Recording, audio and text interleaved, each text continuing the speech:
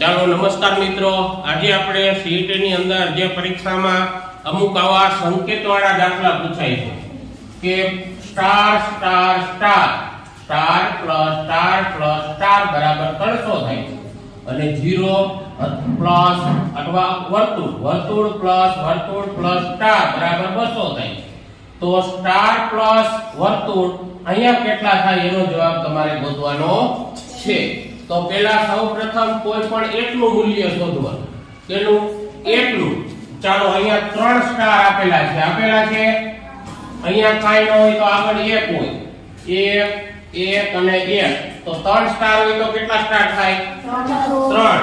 તો અહીંયા 3 સ્ટાર બરાબર 300। હવે જો અહીંયા સ્ટાર ની આગળ 3 છે તો ડાબી જમણી બાજુ ફેરવવા, બરાબરની ઓલી બાજુ ફેરવીએ તો ગુણાકારનું શું થાય? ભાગાકાર। આ સંખ્યા છે એ ગુણાકારમાં છે। શેમાં છે? ગુણાકાર। જો એને આપણે ઓલી બાજુ લઈ જઈએ તો 300 ના છેદમાં 3 આવે એટલે ભાગાકારમાં થઈ ગયું। શું થઈ ગયું? ભાગાકારમાં। હવે આપણે એનું સાદું રૂપ આપીએ તો 3 * 3 અને 100 * 3 એટલે 300। તો અહીંયા 1 સ્ટાર ની કિંમત મળી 100 રૂપિયા। કેટલી? 100। હવે આપણે તેને બીજા સૂત્રમાં બીજા 1 સ્ટાર ની કિંમત મળી ગઈ। હવે આપણે ગોળ વર્તુળની આપણે મૂલ્ય શોધવાનું છે। તો O નું આપણે વર્તુળનું મૂલ્ય શોધીએ। O પ્લસ સ્ટાર બરાબર 200 થાય છે। ચાલો 1 ને 1 બે ગોળ થયા, આ ગોળ સમજો, અને પછી આ સ્ટાર ની જગ્યાએ આપણે 100 મૂકી શકીએ। કેટલા? 100। તો અહીંયા આપણે 100 મૂકવાના બરાબર 200।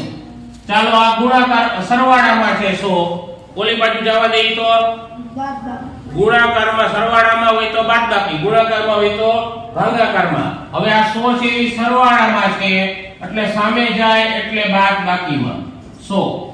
ચાલો તો 100 માંથી 200 માંથી 100 બાદ કરીએ તો 100, અને આ 2 છે એ આ બાજુ છે એ ભાગાકારમાં છે, ગુણાકારમાં છે, સામે જઈએ તો ભાગાકારમાં। હવે 100 * 2 એટલે 50। ચાલો અહીંયા 2 નું મૂલ્ય આપણને મળી ગયું, સ્ટાર નું 100 અને ગોળ વર્તુળના 50। હવે બેનો સરવાળો કરવાનો। શું કરવાનો છે? ચાલો સ્ટાર એટલે 100 અને ગોળ વર્તુળ એટલે 50, તો જવાબ કેટલો આવશે? 150। કયો ઓપ્શન આવશે? A। બરાબર, આવી રીતે જવાબ આવી શકે।